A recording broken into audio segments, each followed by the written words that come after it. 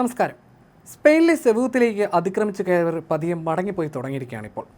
വ്യാഴാഴ്ച മാത്രം 60,000-ഓളം പേരായിരുന്നു ഈ പ്രദേശത്തേക്ക് കടന്നു കയറിയത്. ഇത് സെവൂത്തയിലെ ആകെ ജനസംഖ്യയുടെ 70% വരും. ഇതിനു പിന്നാലെ അപ്രതീക്ഷിതമായി ഉണ്ടായ ഈ ജനപ്രവാഹത്തെ തുടർന്ന് സ്പാനിഷ് സർക്കാർ മേഖലയിൽ അതിർത്തി സുരക്ഷ ശക്തമാക്കുകയും സായുധ സേനയും അധിക പോലീസിനെ വിന്യസിക്കുകയും ചെയ്ത് നടപടികൾ കൂടുതൽ ശക്തമാക്കിയിട്ടുണ്ട്. നിലവിൽ കുടിയേറ്റക്കാരെ നിർബന്ധപൂർവ്വം മൊറോക്കോയിലേക്ക് തന്നെ തിരികെ അയച്ചുകൊണ്ടിരിക്കുകയാണ്. ഇതിനകം ഏകദേശം 48,000 പേർ സ്പെയിൻ വിട്ടുപോയതായിട്ടാണ് ഔദ്യോഗിക കണക്കുകൾ. അതേസമയം മടങ്ങിപ്പോകാൻ വിസമ്മതിച്ച ചിലരുമുണ്ട്. ചിലർ തുരങ്കങ്ങളിലും ഉപേക്ഷിക്കപ്പെട്ട കെട്ടിടങ്ങളിലുമായി ഒളിച്ചിരിക്കുന്നതായും റിപ്പോർട്ടുകളുണ്ട്. മറ്റു ചിലരാകട്ടെ നഗരവീഥികളിൽ പ്രത്യേകിച്ച് ലക്ഷ്യങ്ങളൊന്നുമില്ലാതെ തന്നെ അലഞ്ഞുതിരിഞ്ഞ് നടക്കുകയാണ്.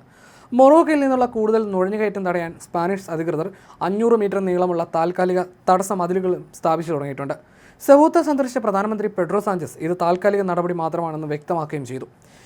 സെവൂത്തിലേക്ക് കടന്നത് തനിക്ക് പറ്റിയ ഒരു തെറ്റാണെന്നായിരുന്നു മൊറോക്കൻ സ്വദേശിയായ ഒരു അഭയാർത്ഥി തുറന്നു പറഞ്ഞത്. സത്യം പറഞ്ഞാൽ ഞാൻ എന്തിനാണ് ഇങ്ങോട്ട് വന്നതെന്ന് എനിക്കറിയില്ല, ഞാൻ തിരികെ പോവുകയാണ്, അത്ര തന്നെ. ഇതുപോലെ പലരും സ്വന്തം പ്രേരണയാൽ തിരികെ മടങ്ങിപ്പോകുന്നുണ്ട്. ഞങ്ങളിവിടെ ചെയ്തത് നല്ലൊരു കാര്യമല്ല, വിനോദമല്ല, ആളുകൾ ഇവിടെ മരിച്ചു വീഴുകയാണ്. ഇതുവരെ വരാത്തവരോട് ഞാൻ യാചിക്കുകയാണ്, ദയവായി വരരുത്, അങ്ങനെ ചെയ്യരുതെന്നാണ് മറ്റൊരാളുടെ വാക്കുകൾ. ചില കുടിയേറ്റക്കാർ കടലിലൂടെ മൈലുകളോളം നീന്തിയാണ് എത്തിയത്. വാട്ടർ പീരങ്കികളും കണ്ണീർ വാതകവും ഉപയോഗിച്ച് തങ്ങളെ തിരിച്ചയക്കാൻ ശ്രമിച്ച അധികൃതരെ അവർ നേരിടുകയും ചെയ്തു. കടൽ മാർഗമെത്തുന്ന കുടിയേറ്റക്കാരെ ഉടനടി നാടുകടത്താൻ കഴിയില്ലെന്ന സ്പാനിഷ് സുപ്രീം കോടതിയുടെ സമീപകാല വിധിയെ മനുഷ്യക്കടത്തുകാർ തെറ്റായി വ്യാഖ്യാനിച്ച് പ്രചരിപ്പിച്ചതാണ് പെട്ടെന്നുള്ള ഈ വലിയ കടന്നുകയറ്റത്തിന് കാരണം. ഈ പ്രചാരണം കാട്ടുതീ പോലെ പടരുകയും ആയിരക്കണക്കിന് യുവാക്കൾ അപകടകരമായ യാത്രയ്ക്ക് മുതിരുകയുമായിരുന്നു. മറ്റൊരു സ്പാനിഷ് പ്രദേശമായ മെല്ലിലയിലും കുടിയേറ്റക്കാർ അതിക്രമിച്ച് കയറാൻ ശ്രമിച്ചതിനെ തുടർന്ന് വലിയ രീതിയിലുള്ള സംഘർഷങ്ങളും അക്രമ സംഭവങ്ങളും അവിടെയും അരങ്ങേറി. സെവൂത്തയിൽ നിന്നുള്ള ദൃശ്യങ്ങൾ അംഗീകരിക്കാൻ കഴിയാത്തതാണെന്നായിരുന്നു European Commission President Ursula von der Leyen വ്യക്തമാക്കിയത്. ഞങ്ങളുടെ നിയമങ്ങൾ പാലിക്കാതെ മറ്റാരെയും ഞങ്ങളുടെ യൂണിയനിലേക്ക് പ്രവേശിക്കാൻ അനുവദിക്കാനാവില്ല എന്നായിരുന്നു വെള്ളിയാഴ്ച പുറത്തുവിട്ട ഓൺലൈൻ പ്രസ്താവനയിൽ അവർ പറഞ്ഞത്. അപകടകരമായ അതിർത്തി കടക്കലുകൾ ഉടനടി അവസാനിപ്പിക്കണമെന്നും കൂടാതെ തങ്ങളുടെ നിയമങ്ങൾ അനുവദിക്കുന്നത് പോലെ തിരിച്ചയക്കൽ പ്രക്രിയ വേഗത്തിലാക്കണമെന്നും അവർ വ്യക്തമാക്കിയുണ്ടായി. സെവൂത്തിലെ കുടിയേറ്റ പ്രതിസന്ധിയോട് ചില യൂറോപ്യൻ യൂണിയൻ രാജ്യങ്ങൾ കാണിച്ച നിലപാടിൽ പരാതിപ്പെട്ട് പ്രധാനമന്ത്രി ബ്രസൽസിലേക്ക് കത്തയച്ചതായും മാധ്യമങ്ങൾ റിപ്പോർട്ട് ചെയ്തു. 48 മണിക്കൂറിനുള്ളിൽ അതിർത്തി നിയന്ത്രണം പുനഃസ്ഥാപിക്കാനും മാനുഷിക സഹായം നൽകാനും അനധികൃതമായി പ്രവേശിച്ച ഏതാണ്ട് എല്ലാ കുടിയേറ്റക്കാരും തിരികെ അയക്കാനും മറ്റ് യൂറോപ്യൻ രാജ്യങ്ങളിലേക്കുള്ള അനധികൃത നീക്കങ്ങൾ തടയാനും സ്പെയിനിന് കഴിഞ്ഞുവെന്നാണ് പ്രധാനമന്ത്രി കത്തിൽ അവകാശപ്പെടുന്നത്.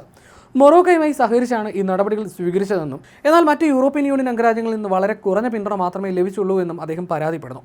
2021 ബെലാറസ് വഴി കിഴക്കൻ യൂറോപ്പിലെത്തിയവരെയും 2023 ഇറ്റാലിയൻ ദ്വീപായ ലാംപെഡൂസയിൽ എത്തിയവരെയും സ്വീകരിച്ച സംഭവം ചൂണ്ടിക്കാണിച്ച് മുൻകാല കുടിയേറ്റ പ്രതിസന്ധികളിൽ സ്പെയിൻ മറ്റ് യൂറോപ്യൻ പങ്കാളികളെ പിന്തുണച്ചിട്ടുണ്ടെന്നും സാൻസ് ഓർമ്മിപ്പിക്കുന്നു.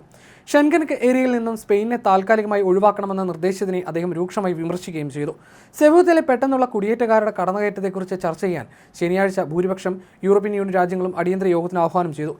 സെവൂത്തയിലെത്താൻ കുടിയേറ്റക്കാർ പലപ്പോഴും മൊറോക്കൻ പട്ടണമായ ഫ്രിൻഡക്കിൽ നിന്നും നീന്തി സ്പാനിഷ് അതിർത്തിയിലെത്താൻ ഏകദേശം 3 മൈൽ ദൂരം സഞ്ചരിക്കുന്നുണ്ട്. മറ്റു ചിലർ ദൂരം കുറവായ സമീപ പട്ടണമായ ബെല്ലാനൂസിൽ നിന്നാണ് അതിർത്തി കടക്കാൻ ശ്രമിക്കുന്നത്.